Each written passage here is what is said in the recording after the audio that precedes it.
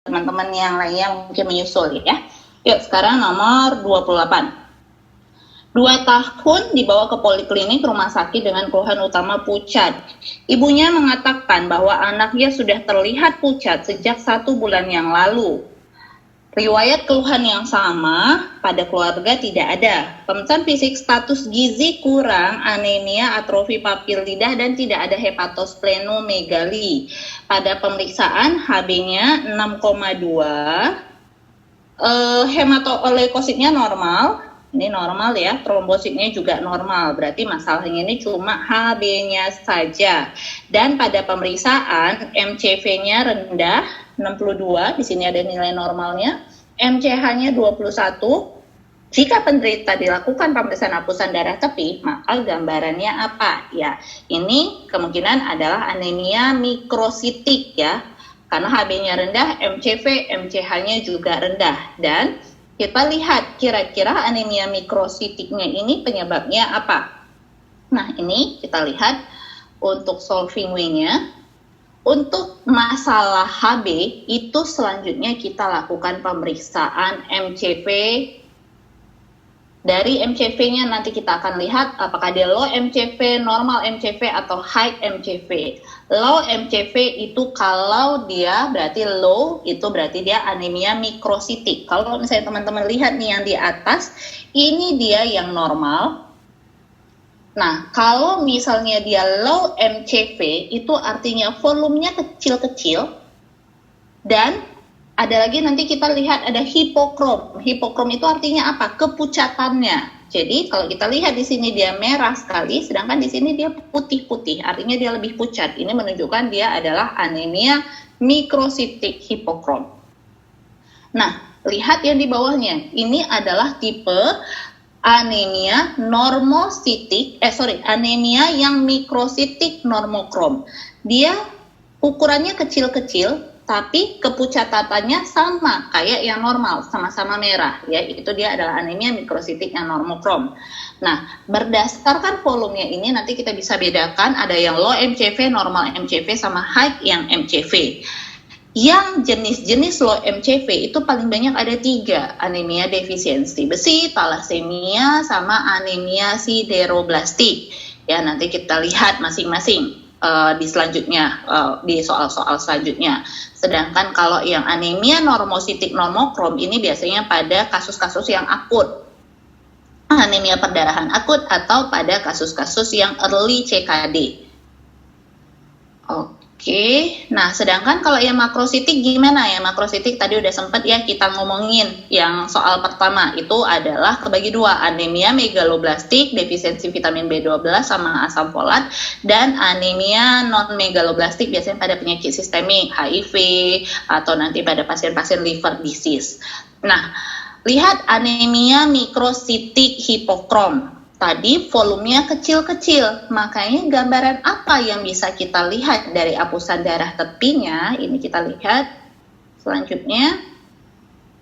Pada hapusan darah tepi otomatis ya, di sini udah jelas ya, kemungkinannya itu adalah yang ayam, bola, cantik nggak mungkin, dodol nggak mungkin ya, karena di sini dia MCV-nya dia udah turun.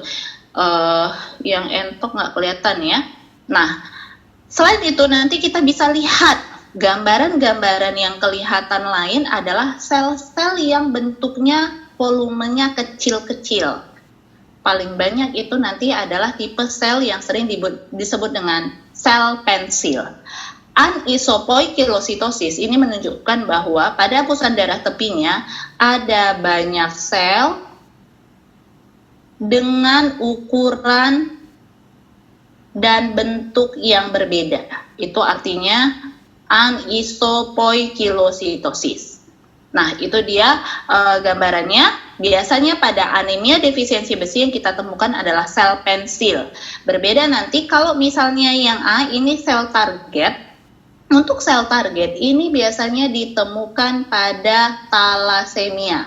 Tapi ingat ya, ini bukan mutlak, pada umumnya saja. Artinya bisa saja nanti sel target itu enggak talasemia ya. Jadi sel target itu bukan patok pneumonik dari talasemia.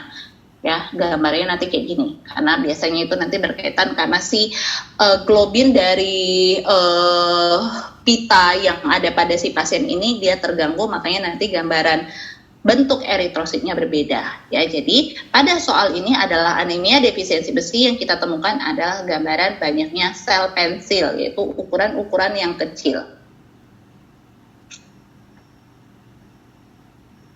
Oke, itu ya. Nanti untuk anemia defisiensi besi bagaimana ya? Sesuai dengan namanya, anemia defisiensi besi. Kita obatin nanti dengan preparat besi.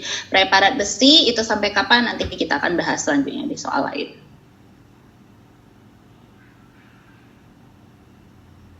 Nah, ini nanti teman-teman bisa baca ya.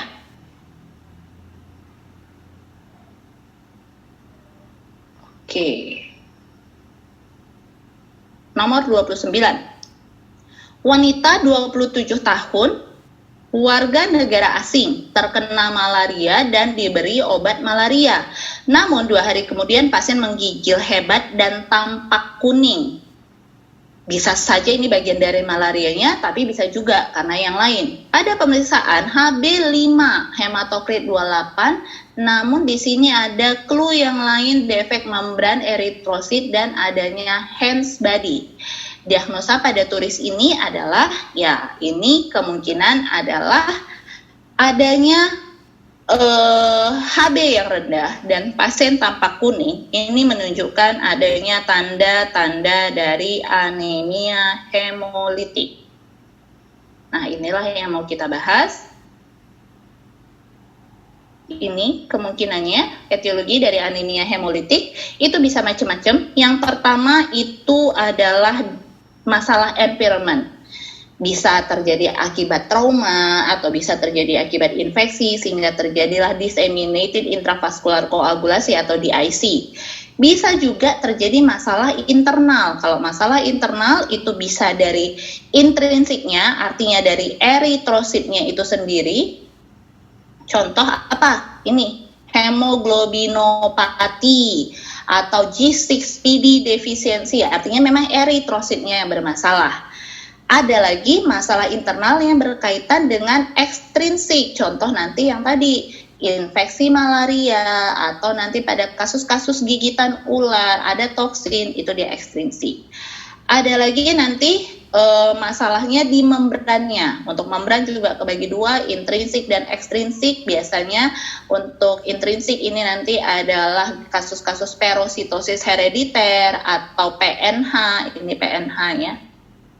Ekstrinsik nanti ada autoimun hemolitik anemia, Wormcourt, ya itu dia semuanya adalah masalah pada membrannya. Gejala klinisnya tadi karena HB yang dibentuknya tidak bagus sehingga terjadilah lisis. Lisis yang berlebihan nanti akan berubah menjadi bilirubin indirect, makanya pasiennya nanti kuning. Sedangkan HB yang terlalu banyak lisis ini nanti menimbulkan anemia. Nah, itulah gejala dari anemia hemolitik. Nah, sekarang kita lihat kira-kira pada pasien ini apa? Di sini katanya dia terkena obat malaria, padahal sudah diobatin. Namun 2 hari kemudian HB-nya turun dan ada gambaran Hens body. Ya, itu jelas ini adalah kasus G6PD defisiensi. Ya, terjadinya tadi akibat masalah dari si hemoglobinnya itu sendiri. Nah, kita lihat apa sih hubungannya G6PD defisiensi. Pada umumnya enzim dari G6PD, glukosa 6-fosfat dehidrogenase, ini dia terkait terhadap kromosom X. Dan biasanya ini prevalensinya tinggi di daerah-daerah endemis malaria. Apa klinisnya? Pada umumnya G6PD defisiensi ini dia nggak akan menimbulkan masalah apa-apa sebelum dia tercetuskan oleh beberapa penggunaan obat-obat. Ya, karena si G6PD ini adalah enzim pengkatalisis reaksi dari NADPH, di mana NADPH inilah nanti yang berperan untuk jalur metabolisme dari eritrosit. Makanya nanti kalau misalnya ada gangguan pada NADPH, metabolisme dari eritrositnya pun terganggu, sehingga nanti eritrosit yang terbentuk itu nggak normal, makanya nanti lebih cepat dialisisnya. Nah, tadi seperti yang kakak katakan, ini sebenarnya adalah diturunkan secara kromosom. Namun, kalau nggak tercetus, nggak akan menimbulkan gejala apa-apa. Biasanya mencetuskan itu adalah obat-obatan. Dan obat-obatan yang paling sering menimbulkan G6PD defisiensi itu adalah obat-obatan malaria, Primaquine, terus nanti obat-obatan golongan sulfa, itu nanti yang sering menimbulkan gambaran tercetusnya G6PD defisiensi. Dan hasil dari hemoglobin yang terdenaturasi itulah yang nanti sering dikenal dan dilihat dengan gambaran Heinz body pada pemeriksaan hapusan darah tepi, yaitu adalah denaturasi dari hemoglobin yang ada. Oke, kalau sperositosis herediter seperti yang tadi ya, sperositosis herediter itu masalahnya pada membran, sehingga ini biasanya adanya masalah herediter. Jadi biasanya nanti ada penjelasan bahwa keluarganya juga kena gitu. Demikian juga nanti dengan PNH, paroxysmal nocturnal hemoglobinuria. Oke, kita lanjut ya, nomor 30. Laki-laki 51 tahun, lemas sejak 10 bulan terakhir, nyeri ulu hati, PF dalam batas normal. Pemeriksaan laboratorium, HB-nya 9,2 turun, MCV-nya makrositik ya 132. Kalau misalnya nggak ada di soal, kalian ingat aja MCV itu range-nya 80 sampai 100. Trombosit normal, leukosit normal. Apakah gambaran hapusan sel darah tepinya? Ya udahlah ya, ini udah jelas ini adalah adanya tanda-tanda dari anemia makrositik. Kebagi dua tadi, anemia makrositik tadi megaloblastik sama non-megaloblastik. Yang membedakan tadi, ya kita udah bahas sama-sama ya, yang membedakan itu adalah ada atau tidak adanya hipersegmentasi neutrofil. Ya, jadi jawabannya ini adalah ayam, ya tadi udah kita bahas ini.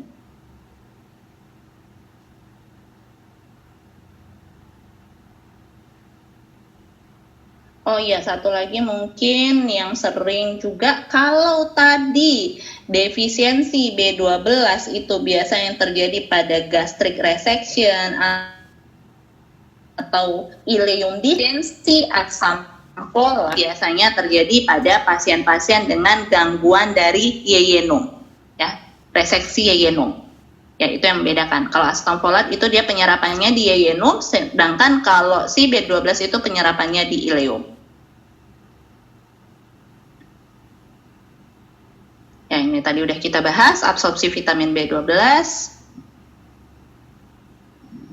Pengobatannya, kalau dia defisiensi B12, ya udah otomatis kita berikan kobolaminnya, si vitamin B12-nya, bisa secara IM atau subkutan selama 5 hari berturut-turut dengan dosis 1000 mikrogram. Sedangkan kalau defisiensi asam folat itu biasanya kita berikan juga adalah pengobatan dengan asam folatnya biasanya, tapi biasanya dengan yang oral. Oke, lanjut nomor 31.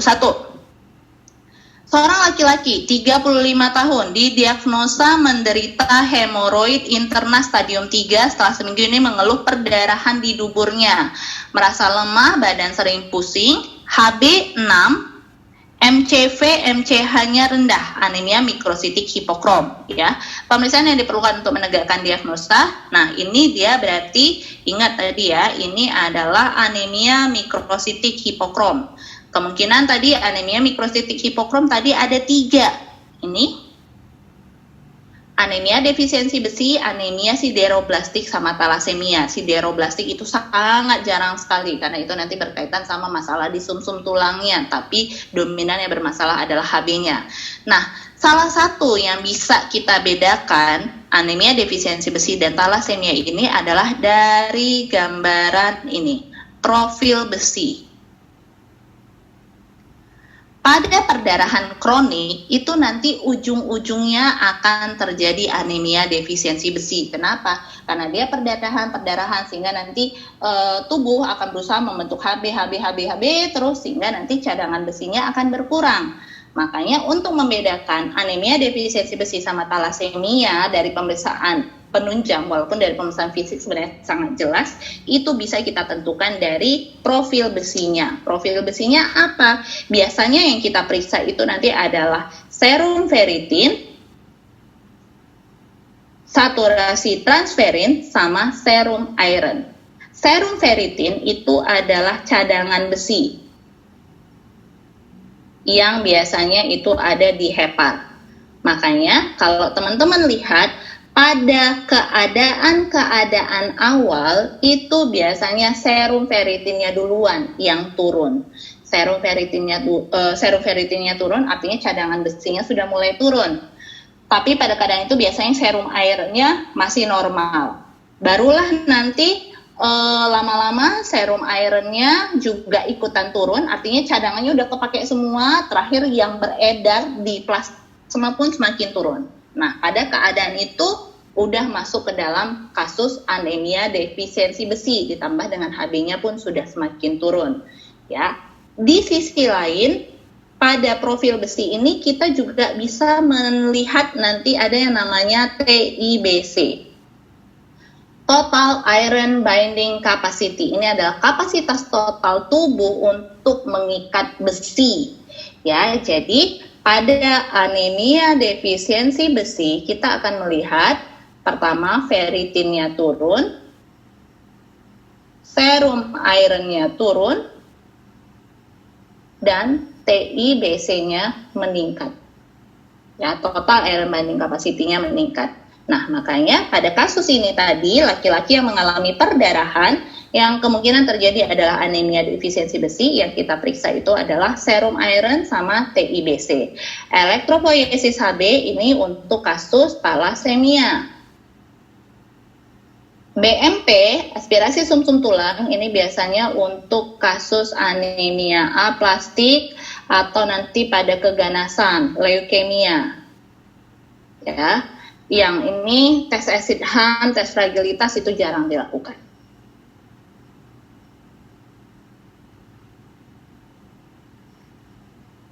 Oke, ini tadi ya tahapan-tahapan dari anemia defisiensi besi. Pertama mulai dari defisiensi besi terlebih dahulu, tapi pada keadaan defisiensi besi ini HB-nya mungkin masih normal. Lalu lama-lama nanti akan berlanjut menjadi iron defisiensi anemia. Nah, tata laksananya bagaimana? Ini yang tadi Kakak sampaikan. Tata laksana untuk anemia defisiensi besi ini adalah zat besi. Karena tadi tahapannya mulai dari ferritinnya, cadangan besinya turun, makanya untuk pemberian zat besi itu biasanya diberikan 300 mg sampai 12 bulan, atau setelah HB-nya normal, kita tambah lagi 8 minggu. Di sini tujuannya untuk memenuhi cadangan besi. Ya, supaya ferritinnya pun bisa tetap terjaga nih, bisa tetap tergantikan.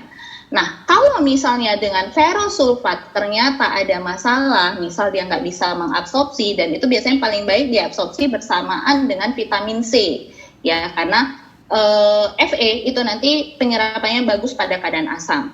Kalau misalnya si pasien ini nggak bisa mengabsorpsi, itu bisa kita pikirkan dengan penggunaan parenteral iron replacement. Biasanya pada orang-orang dengan poor absorption, misalnya di gastrectomy gitu. Atau kita butuh cepat nih untuk penanganan besinya, itu bisa kita berikan dengan parenteral iron replacement. Biasanya untuk pemberian zat besi ini kita bisa tahu kemungkinannya, oh ini bagus nih, udah berespon. Itu nanti bisa kita lihat dari peningkatan dari retikulosit. Jadi setelah orang yang anemia defisiensi besi ini, dia nggak ada besi, lalu kita kasih lewat oral atau lewat parenteral, kita periksa nanti 3 hari kemudian retikulositnya. Kalau meningkat, berarti kita udah di jalan yang benar. Artinya memang benar dia anemia defisiensi besi dan pengobatan kita benar. Nah, tapi pada beberapa keadaan kalau HB-nya terlalu rendah, kurang dari 6 atau kurang dari 7, itu harus kita berikan transfusi PRC. Oke, itu untuk anemia defisiensi besi ya. Nah, sekarang nomor 32. Seorang bayi perempuan 32 jam ke PKM dengan keluhan kuning. Bayi lahir cukup bulan dari seorang ibu dengan HIV non-reaktif pada perinatal, Streptococcus grup B negatif, hepatitis B negatif. Pemeriksaan fisik didapatkan anak tampak sehat, terlihat kuning di dada. Berarti ini menunjukkan anemia hemolisis. Pemeriksaan golongan darah ibu O positif dan ayah B positif. Apakah pemeriksaan laboratorium yang paling mungkin? O positif, ayah B positif. Sama-sama dia positif berarti kemungkinan ini nggak mungkin. Ini inkompatibilitas resus. Ingat, inkompatibilitas itu terjadi kalau ibu membawa faktor resesif.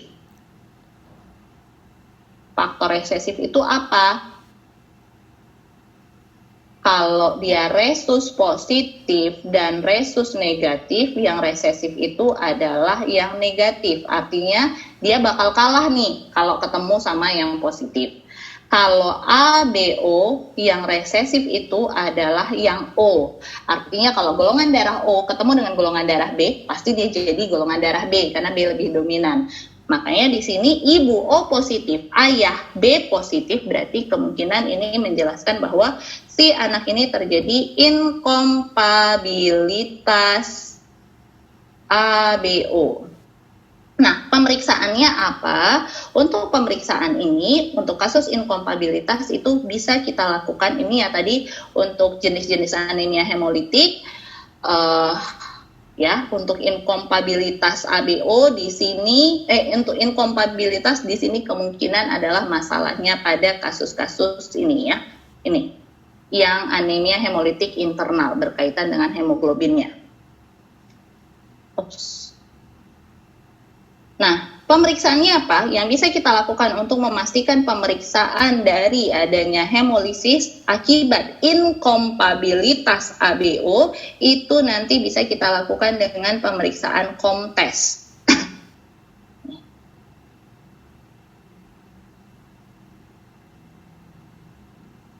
Oke, ini dia untuk pemeriksaan COMTES, di mana nanti bisa kita lakukan dengan pemeriksaan direct COMTES sama indirect COMTES, di mana si direct sama indirect COMTES ini untuk melihat apakah ada reaksi dari antigen si ibunya terhadap antibodi si anaknya. Itu kalau misalnya yang direct COMTES ya, itu nanti sama dengan prinsip kita melakukan cross match mayor sama cross match minor ya, itu nanti kita akan bahas ya untuk cross match ya. Jadi intinya COMTES itu untuk memastikan apakah ada reaksi yang dapat menimbulkan lisis antara antigen dari si ibu dan si antibodi dari si anaknya. Kalau misalnya ada, berarti itulah kemungkinan penyebab inkompatibilitasnya. Oke, kita lanjut lagi ya. Nah, untuk inkompatibilitas ABO sama inkompatibilitas resus, ini juga yang sering keluar walaupun soalnya di anak ya, itu nanti. Kalau ABO itu biasanya sering terjadi pada anak pertama. Sedangkan kalau resus itu nggak pernah terjadi pada anak pertama karena butuh yang namanya proses sensitisasi oleh kehamilan. Ya, jadi pada anak pertama ya udah dia masih belum tersensitisasi, tapi begitu anak kedua, ketiga makin tersensitisasi, makanya pada anak kedua, ketiga keadaannya makin parah. Oke, nomor 33. Oke, waktunya udah jam 7 ya, kita telat lagi. Yuk, soalnya ini kok. Bayi perempuan 4 bulan dibawa ibunya ke rumah sakit dengan keluhan adanya perdarahan dari tempat melakukan imunisasi. Diketahui riwayat perdarahan yang sama di keluarga pasien. HB 11,2, leukositnya 7.500, trombosit normal. Waktu perdarahan 2 menit, normal. PT 12 detik, normal. Tapi di sini APTT-nya 70 detik, normalnya 24 sampai 25. Thrombin time juga normal, 14 detik. Dan di sini katanya udah jelas anaknya hemofilia. Ya udahlah ya, dari sini udah jelas dasar diagnosisnya yang mana? Yang satu-satunya yang nggak normal, yaitu APTT. Nah, itu yang mau kita bahas. Nah, ini sekarang kita masuk ke dalam prinsip homeostasis. Homeostasis itu adalah suatu keadaan di mana tubuh akan berusaha menstabilkan. Kalau misalnya berdarah, dibekukan. Tapi kalau misalnya ada pembekuan, dilisiskan supaya nggak sampai ada sumbatan. Nah, proses hemostasis itu nanti diperankan oleh 3 hal. Yang pertama, vaskular fase, yang kedua, platelet fase, dan yang terakhir itu adalah koagulasi. Barulah nanti dari koagulasi ada clot retraction atau destruction, yaitu oleh plasmin atau nanti oleh fibrinogen. Nah, pertamanya bagaimana? Kalau misalnya ada perdarahan, misal nih, jreng berdarah. Nah, di bagian yang berdarah ini, pembuluh darahnya nanti akan bervasokonstriksi. Tujuannya apa? Tujuannya supaya dia bisa menekan tidak terjadi perdarahan. Itulah vaskular fase. Jadi dia akan bervasokonstriksi. Nah, kalau misalnya dengan vasokonstriksi ternyata dia masih berdarah juga, ada yang namanya aktivasi dari platelet. Si trombosit ngumpullah dia di situ. Tujuannya apa? Untuk menutupi yang tadi bagian yang berdarah. Ya, ini adalah koagulasi dari platelet. Nah, kalau misalnya plateletnya ini yang sudah bukan koagulasi ya, agregasi. Nah, kalau misalnya platelet ini dia sudah beragregasi, sudah numpuk nih di situ, ternyata belum berhenti juga berdarahnya, barulah yang diaktifkan yang namanya faktor koagulasi. Faktor koagulasi ini apa? Faktor koagulasi terdiri dari 12 faktor yang bisa dibagi menjadi 2, faktor intrinsik dan faktor ekstrinsik. Di mana faktor intrinsik dan ekstrinsik ini nanti sama-sama akan mengubah faktor 10 menjadi faktor 10 aktif. Faktor 10 aktif inilah yang nanti akan mengaktifkan protrombin menjadi trombin. Protrombin menjadi trombin inilah yang nanti akan menimbulkan clot retraksi. Jadi tadi si ini trombositnya tadi yang udah ngumpul di situ makin dieratkan lagi sehingga terjadilah clot retraksi. Tapi kalau di keadaan tertentu di mana ada bekuan, sehingga bekuan itu supaya nggak menyumbat, itu kita si ini nanti faktor 10 aktif ini akan mengubah plasminogen berubah menjadi plasmin. Tujuannya apa? Untuk mendestruksi dari klotnya supaya nggak terjadi sumbatan. Nah, itulah 3 faktor. Faktor vaskular, platelet, dan faktor koagulasi. Masing-masing ini punya pemeriksaan yang bisa menentukan gambaran masalahnya. Kalau tadi vaskular fase waktu kita belajar DBD, ini nanti akan kelihatan dari gambaran pelan-pelit. Ya, jadi kalau kita tekan, kita bebat, ternyata ada peteki, berarti itu masalahnya vaskular fase. Kalau platelet fase, ini nanti biasanya kita akan lihat dari bleeding time-nya yang memanjang. Nah, keduanya ini biasanya manifestasinya adalah perdarahan superficial. Peteki, purpura, itu dia manifestasinya. Tapi kalau untuk koagulasi, ini biasanya manifestasinya adalah deep hematom. Contoh, perdarahan intrakranial, hamartrosis, itu dia masalah koagulasi. Tadi kebagi 2, ini intrinsik, ini ekstrinsik. Masalahnya bisa ditentukan dari mana? Ini dia, AIP, agak pendek ya, nanti kalian lihat aja di slide-nya. APTT memanjang, ini untuk masalah intrinsik. PT memanjang, ini untuk masalah yang ekstrinsik. Nah, masalah-masalah ini bisa terjadi pada beberapa gangguan. Contoh, hemofili A, hemofili B. Hemofili A itu adalah defisiensi faktor 8. Hemofili B itu adalah defisiensi faktor 9. Nggak usah hafal, kalian ingat aja yang faktor ekstrinsik itu adalah defisiensi faktor 7. Ya. Nah, itu dia. Kalau masalah yang di faktor intrinsik itu adalah defisiensi faktor 8, faktor 9. Nah, kalau dia masalahnya di ekstrinsik itu yang memanjang adalah prothrombin time. Contohnya apa? Contoh pada penggunaan warfarin. Beberapa keadaan nanti bisa APTT-nya memanjang, PT-nya juga memanjang. Berarti ini masalahnya di keduanya, faktor intrinsik dan ekstrinsik ya, ini campuran. Biasanya terjadi pada gangguan defisiensi vitamin K. Itu kalau dua-duanya yang memanjang. Oke, itu ya untuk masalah ini. Jadi tadi dia jelas katanya hemofilia, defisiensi faktor 8 itu adalah faktor intrinsik, yang memanjang adalah APTT. Oke, ini nanti teman-teman bisa lihat ya, penjelasannya sama aja sih sama yang tadi disampaikan.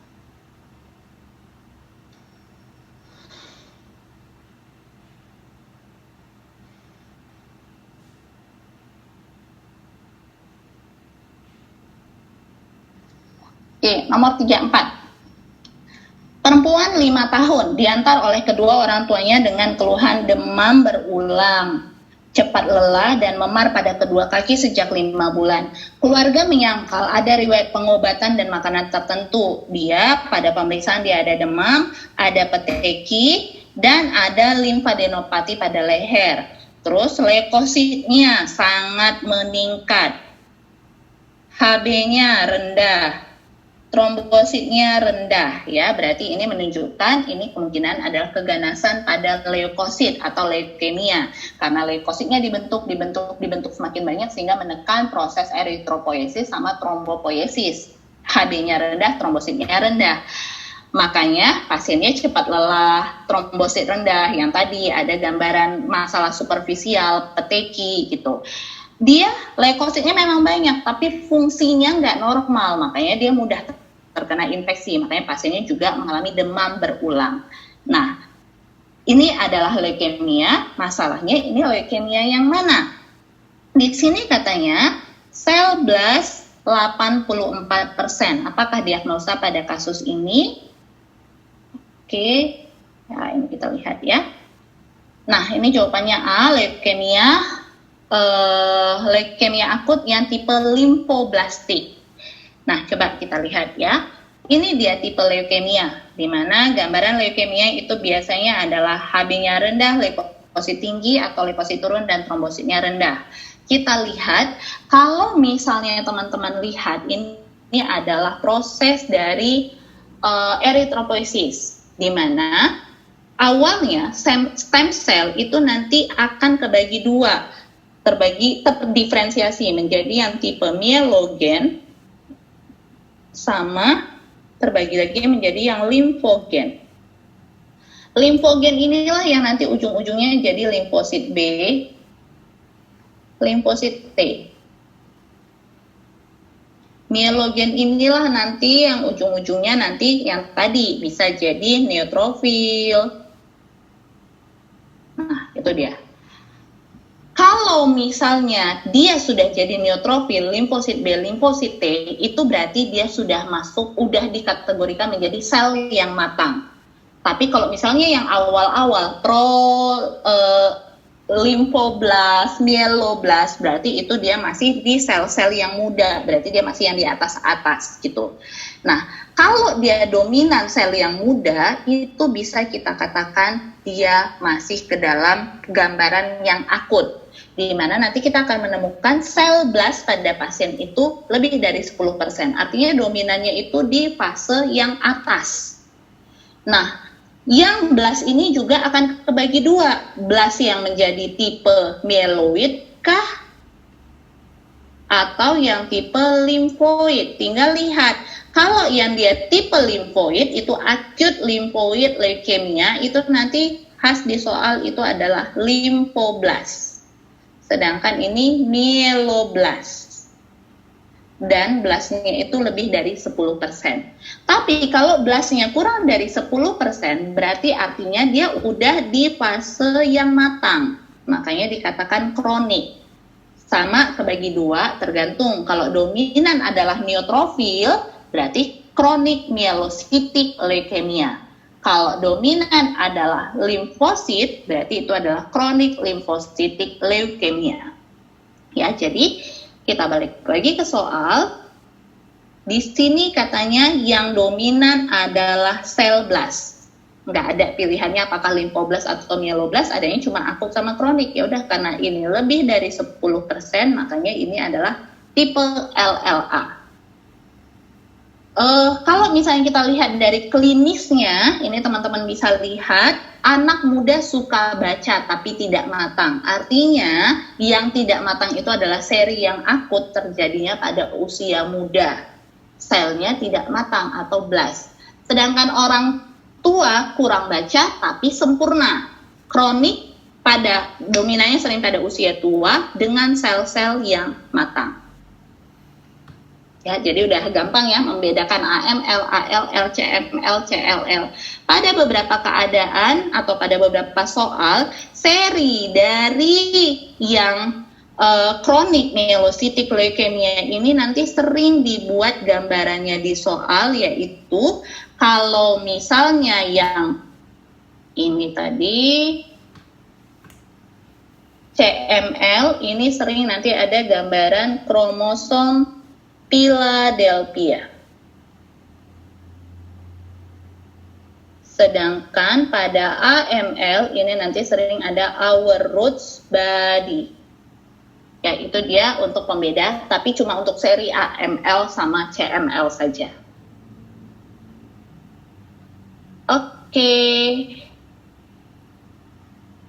Kita lanjut ya.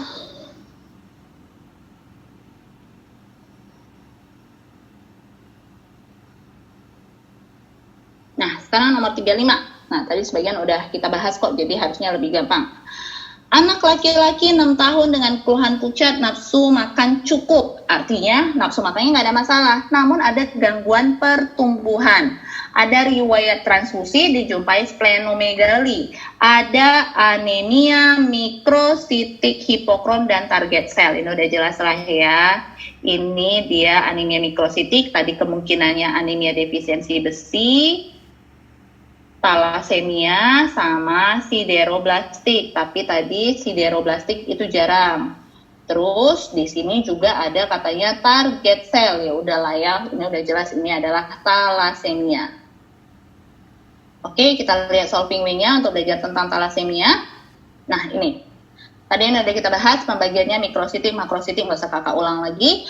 Nah, talasemia ini adalah salah satu gangguan autosom resesif. Bedakan, jangan kebalik, sering teman-teman kebalik antara talasemia sama hemofilia. Ingat saja, kalau talasemia pasiennya itu bisa perempuan, bisa laki-laki karena dia terjadinya secara autosom. Tapi kalau hemofili itu kan terjadinya pada pasien laki-laki karena dia diturunkan secara X-linked resesif. Kita tahu laki-laki itu dia XY. Jadi kalau satu saja dia resesif, ya udah nggak ada yang menutupi, makanya langsung termanifestasi. Sedangkan kalau perempuan karena dia XX, dia sifatnya sebagai carrier. Nah, dia diturunkan secara autosom resesif. Gejalanya gimana?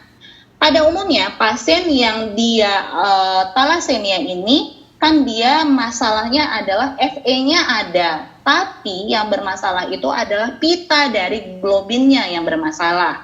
Nah ini normalnya rantai globin kita itu adalah alfa dan beta.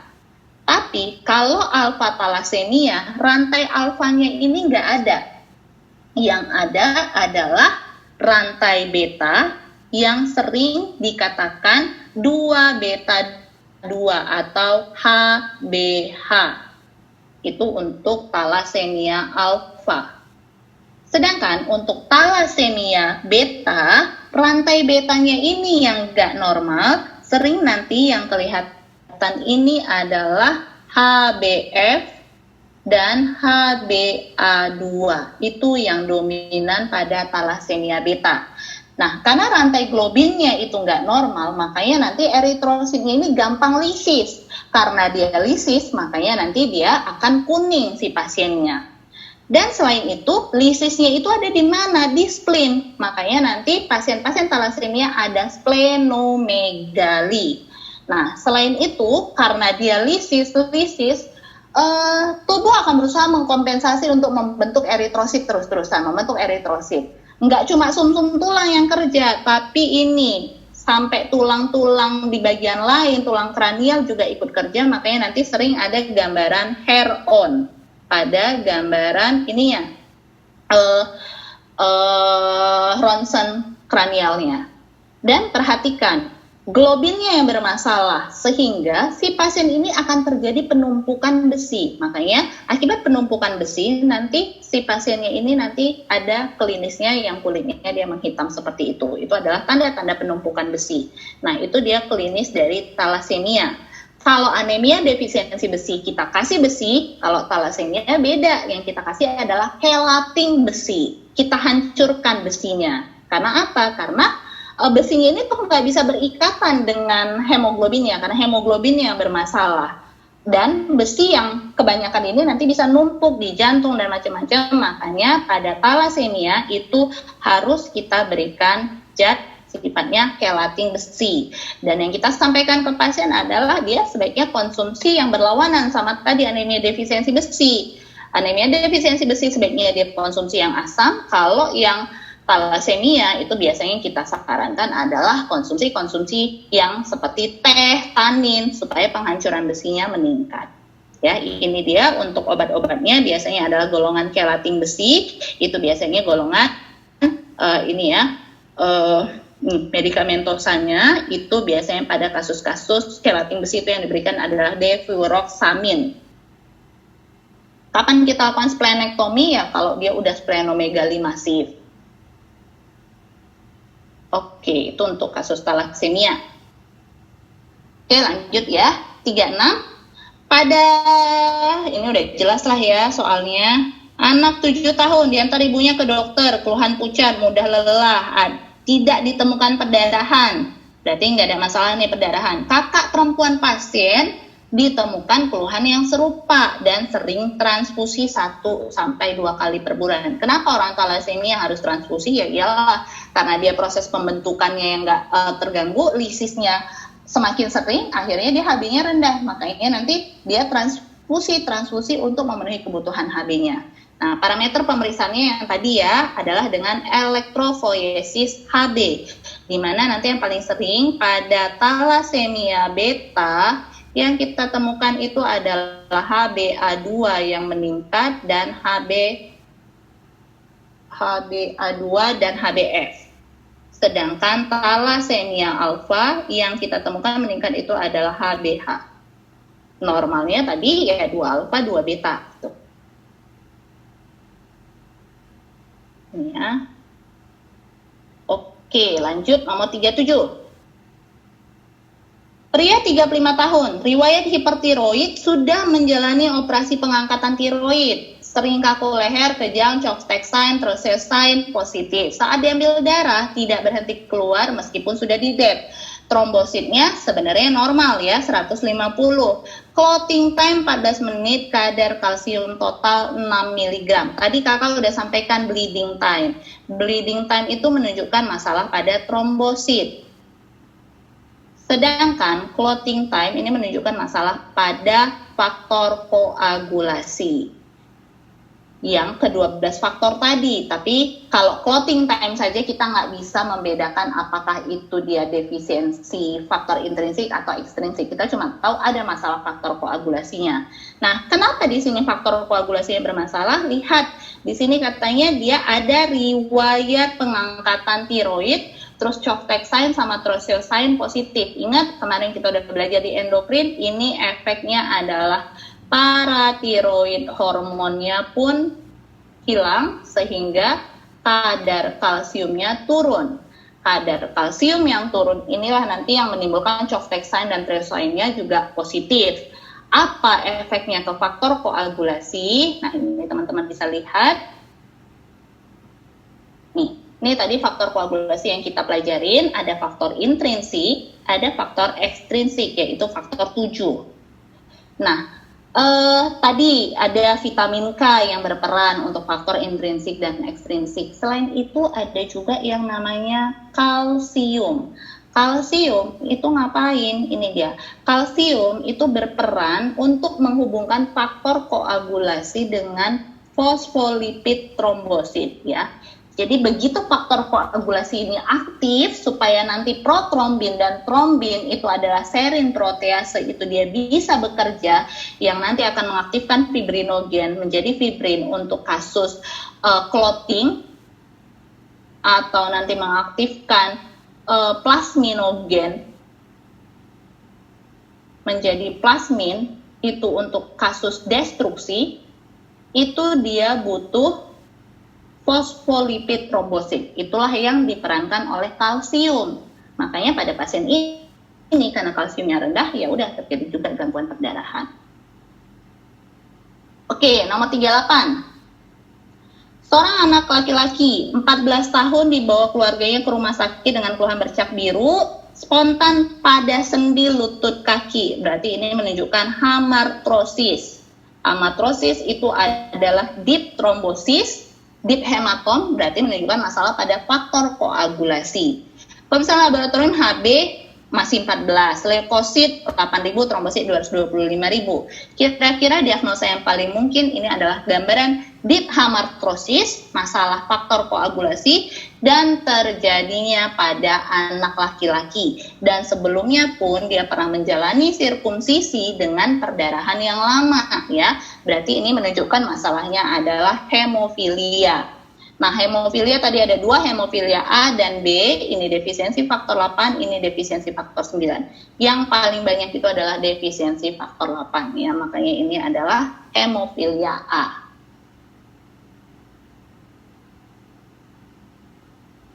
Oke ya, sama ya untuk solving way-nya.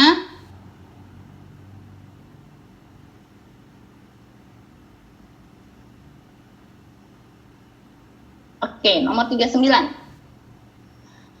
Nah, di sini yang ditanya sama ya soalnya kayak tadi, tapi apakah pemeriksaan yang menjadi dasar diagnostis? Tadi kita udah bahas hemofilia itu adalah masalah faktor intrinsik ya, tadi AIP.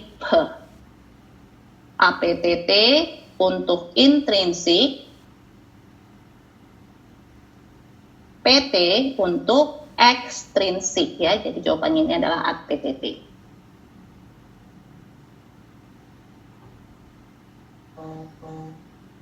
Oke, nomor 40. Perempuan 32 tahun datang dengan keluhan lemah lesu dari pemeriksaan tampak pucat, konjungtiva anemis.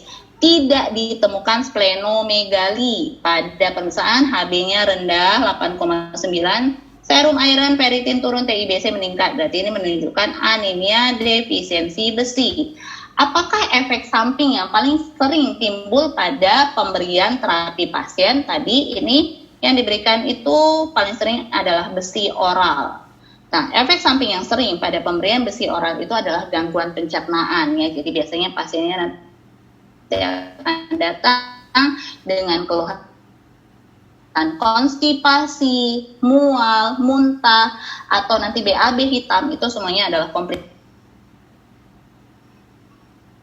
Efek sampingnya paling sering adalah gastrointestinal, nausea, epigastric pain, konstipasi, stoolsnya jadi hitam, fecal infection, gastrointestinal, atau pada hipersensitivitas, tapi ini jarang.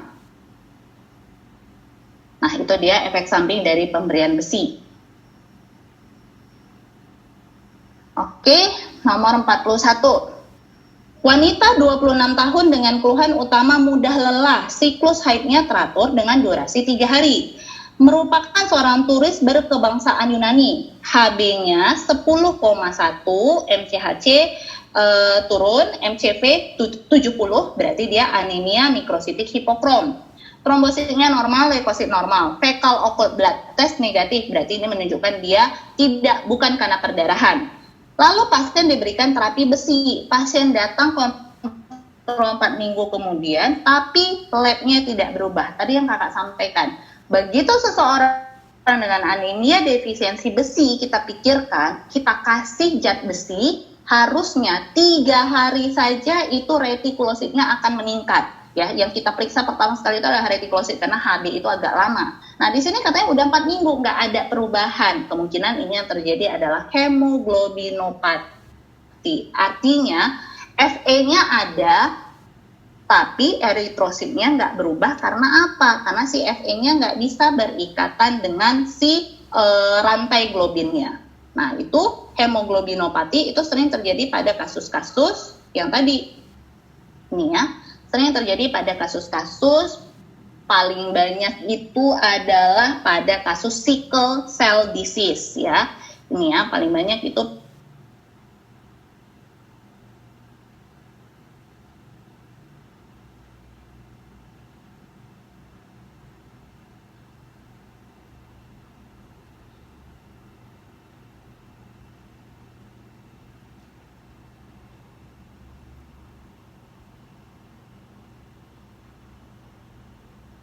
pada kasus sickle cell anemia. Ya, itu sekitar 52,4%. Baru yang kedua itu adalah beta thalassemia, baru alfa thalassemia. Ya, jadi masalahnya itu adalah di rantai globinnya. Jadi pada pasien itu dia bukan anemia defisiensi besi, tapi hemoglobinopati, bisa entah karena sickle cell anemia atau beta thalassemia. Nah, sickle cell anemia itu gimana? Itu nanti yang gambar eritrositnya dia kayak huruf S. Dan gambarannya nanti pasiennya ini akan sering mengalami lisis karena eritrosit yang dibentuk itu nggak normal. Oke, nomor 42. Laki-laki 50 tahun diantar ke IGD, ada luka robek di paha kanan, tekanan darah 90 per 60 nadi 60. Lihat di sini HB-nya rendah, hematokritnya 30, MCV masih normal, MCH masih normal, leukosit normal, trombosit normal. Golongan darah AB resus positif. Direncanakan transfusi darah. Pemeriksaan yang dilakukan adalah apa? Ya, jadi ini dia terjadi perdarahan akut, mau ditransfusi. Nah, pada beberapa keadaan ini dia untuk komponen-komponen transfusi. Whole blood mungkin masih bisa kita pakai. Karena whole blood itu dia mengandung red blood cell sama mengandung plasma. Tapi ini biasanya digunakan untuk kasus bedah pada perdarahan akut. Nah, itu dia. Nah, tapi sebelum itu kita lakukan, itu whole blood. Nah, ada lagi yang komponen-komponennya red blood cell. Ini biasanya untuk kasus anemia kronik ya. Bisa anemia aplastik, anemia defisiensi besi, thalassemia. Fresh frozen plasma. Ini kalau misalnya masalahnya adalah gangguan faktor koagulasi. Konsentrat platelet ini adalah ITP. Kriopresipitat ini biasanya pada hemofili. Nah, untuk whole blood, karena tadi ada komponen-komponen, seluruh komponen ada di dalam, makanya untuk amannya boleh kita transfusi, tapi setelah kita melakukan yang namanya cross-match mayor dan cross-match minor. Nah, cross-match mayor artinya itu kita akan reaksikan si serum dari pasien terhadap antigen dari donor. Ya, serum pasien dan antigen donor. Nah, sedangkan ini kalau yang mayor. Kalau yang minor, itu yang kita reaksikan itu adalah antigen dari pasien terhadap serum dari donor. Nah, keduanya ini, baik cross-match mayor sama cross-match minor, itu paling bagusnya itu dia negatif, artinya tidak ada reaksi lisis. Kalau misalnya aman, tidak ada reaksi lisis, baru boleh kita transfusikan ke pasien. Tapi kalau ada reaksi lisis gimana? Boleh juga, asal reaksi lisisnya itu terjadi pada cross-match minor. Ya, jadi itu dia untuk syarat untuk transfusi ya, cross match mayor dan cross match minor. Oke, lanjut ya, nomor 43. Perempuan 55 tahun ke UGD rumah sakit dengan keluhan utama sesak disertai nyeri dada sejak 6 jam. Pada pemeriksaan, tekanan darah 90-60, nafas 30, ronki basah kasar seluruh lapangan paru. 3 hari kemudian pasien datang untuk kontrol ulang ke poli jantung. Pasien sebelumnya memiliki riwayat serangan jantung dan diberikan antikoagulan yang diminum setiap hari. Berarti ini adalah antikoagulan oral. Antikoagulan oral yang biasa digunakan itu adalah warfarin, di mana warfarin ini akan mempengaruhi faktor ekstrinsik, yaitu faktor 7.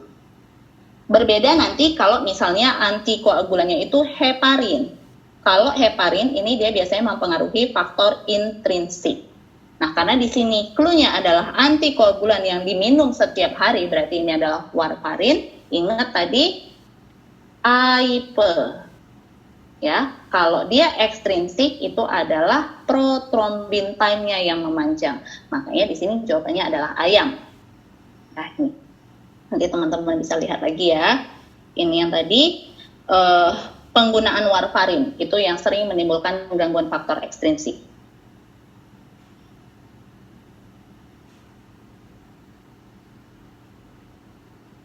Atau nanti prothrombin time itu sering nanti kita lihat pemeriksaannya itu dari gambaran INR ya, karena prothrombin time sama INR itu dia sejalan.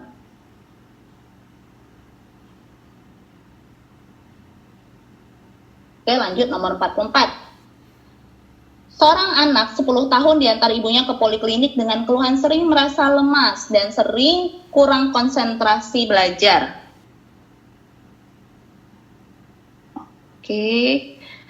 Dari pemeriksaan didapatkan konjungtiva pucat, tekanan darah 110/70, HB-nya 8, MCV, MCH-nya 24, turun ya, serum iron turun, TIBC meningkat. Berarti ini adalah anemia defisiensi besi. Dokter kemudian memberikan FE untuk konsumsi anak, namun anak mual sehingga ibunya memberikan FE bersamaan dengan antasida. Bagaimanakah interaksi kedua obat? Tadi udah kita jelaskan bahwa FE itu harus diberikan dalam keadaan perut kosong atau dalam keadaan asam, makanya dikasih bersama dengan vitamin C. Nah, sedangkan di sini ibunya ngasih bersamaan dengan antasida yang sifatnya adalah basa. Nah, keadaan inilah yang nanti akan menimbulkan gangguan dari absorpsi FE, karena harusnya tadi absorpsinya akan baik pada keadaan yang asam.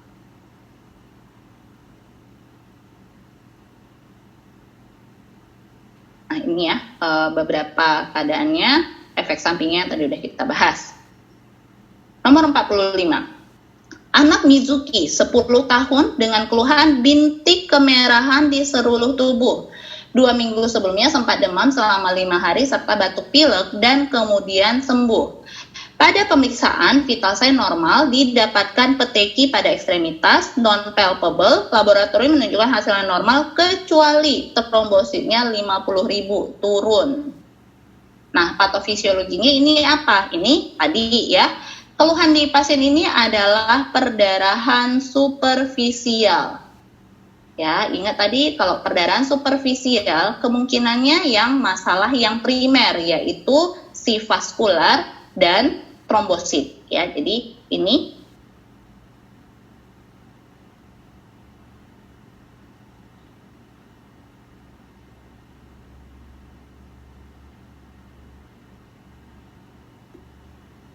kalau masalahnya di sini adalah perdarahan superficial.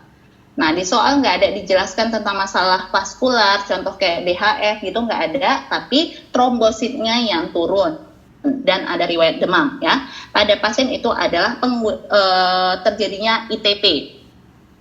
Biasanya masalah trombosit ini bisa terjadi pada kasus ITP atau pada orang-orang yang menggunakan antiplatelet seperti aspirin ya, sehingga fungsi dari plateletnya akan terganggu. Gejalanya apa? Ini dia, perdarahan superficial. Kenapa ini bisa terjadi? Contoh pada kasus ITP ini sebenarnya adalah masalah autoimun. Sehingga yang terjadi adalah destruksi dari trombosit. Makanya nanti kita akan lihat trombositnya destruksi dan berkumpul terjadilah giant trombosit. Fungsi dari trombositnya terganggu, terjadilah bleeding time yang memanjang. Nah, itu dia. Akhirnya karena trombositnya dia dihancurkan terus-terusan, lama-kelamaan tubuh akan berusaha mengkompensasi untuk membentuk trombosit terus-terusan. Makanya nanti ujung-ujungnya yang terjadi ini adalah defisiensi dari trombopoietin. Ya, trombopoietin itu adalah sel-sel muda yang berperan untuk membentuk trombosit. Karena dihancurkan terus, ya lama-lama trombopoietinnya pun nggak cukup untuk mengatasinya. Ya, jadi masalahnya di sini adalah yang ayam, ya. Tata laksananya bagaimana untuk kasus ITP? Pada umumnya kita kasih simptomatik saja. Tapi kalau saking terlalu rendahnya, ingat tadi masalahnya ini adalah autoimun. Makanya untuk mengatasi autoimun ini biasanya yang digunakan itu adalah steroid. Ya, itu obat lini pertamanya. Jadi bukan transfusi trombosit, karena apa? Nanti juga akan dihancurkan juga trombositnya.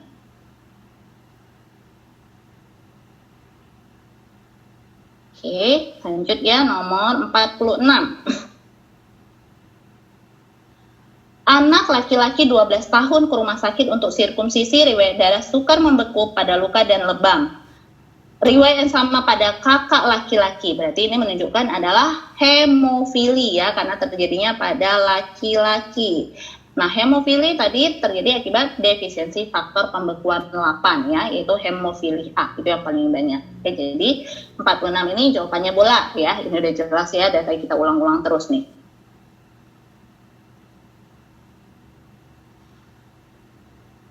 Oke, lanjut ya, nomor nih ya, gejala-gejala utamanya tadi adalah ini, masalah-masalah pada sendi, hamartrosis.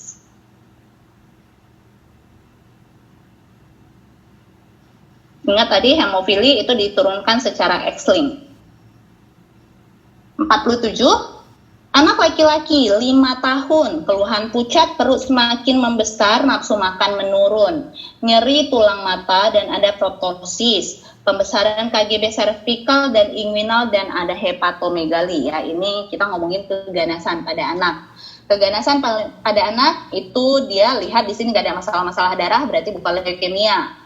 Ada masalah pada perut, berarti itu menyingkirkan retinoblastoma. Kalau retinoblastoma itu masalahnya di retina. Nefroblastoma itu biasanya Wilms tumor, biasanya nanti disertai dengan hematuria. Nah, ini adalah neuroblastoma ya. Neuroblastoma itu sebenarnya nggak spesifik kali gambarannya, tapi neuroblastoma ini sangat sering sekali terjadi pada anak.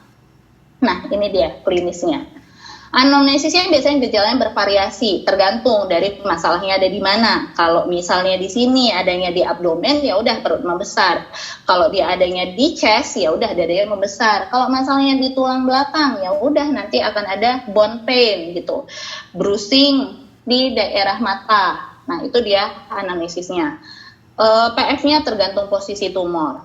Labnya biasanya kita lakukan dengan pemeriksaan CT scan dan USG abdomen. Nah, itu dia untuk neuroblastoma, salah satu keganasan yang sering sekali terjadi pada anak. Oke, 48. Anak perempuan 1 tahun diantar ibunya ke poliklinik dengan keluhan pucat dan perut membesar. Pemeriksaan fisik, ada perut membesar ya, berarti ada organomegali. Ada Suffner 2, HB-nya turun, leukositnya masih normal, hitung jenisnya trombositnya normal, MCV-nya turun. Berarti ini kemungkinan ada gambaran mikrositor hipokrom, anisopoikilositosis target cell. Berarti ini menunjukkan thalassemia. Ya, pemeriksaan penunjangnya tadi udah kita bahas ya, itu adalah HB elektroforesis. Kakak ulang lagi, kalau dia thalassemia alpha, yang ketemu adalah HBH. Kalau thalassemia beta itu HbA2 dan HbF. Itu dia hasil elektroforesisnya. Oke, 49. 30 tahun datang ke praktek dokter dengan keluhan lemas, tidak bergairah dan sering mengalami perdarahan. Lemas berarti ini HB-nya turun. Sering mengalami perdarahan, trombositnya turun. Dan lihat leukositnya meningkat, berarti ini adalah leukemia. Nah, di sini mieloblast 85%, berarti ini adalah tipe acute leukemia yang tipe mieloblast. Ya, berarti ini kemungkinan adalah AML. Nah, pertanyaannya, diagnosis pasien ini AML tipe 1 atau tipe 3 ya. Paling banyak AML itu adalah yang tipe 1. Sama ALL juga paling banyak adalah yang tipe 1.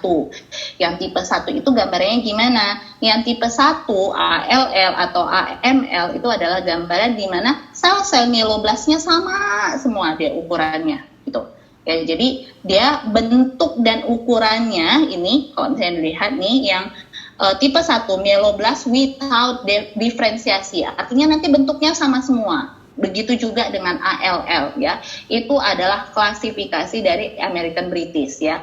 Paling banyak itu adalah yang tipe 1 di mana nanti bentuk dari sel-sel mieloblastnya without diferensiasi, artinya sama semua. ALL juga gitu.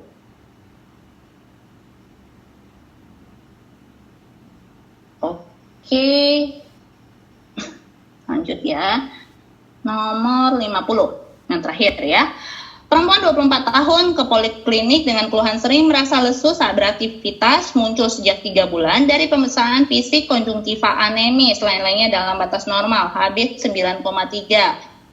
Dari hapusan darah tepi ada eritrosit makrositer, berarti anemia makrositik. Serum B12 dalam batas normal. Ya udah, berarti ini kemungkinan adalah yang defisiensi asam folat ya. Jelas ya ini. Oke. Oops. Ini yang tadi, nih teman-teman bisa lihat. Oke, itu dulu untuk hari ini.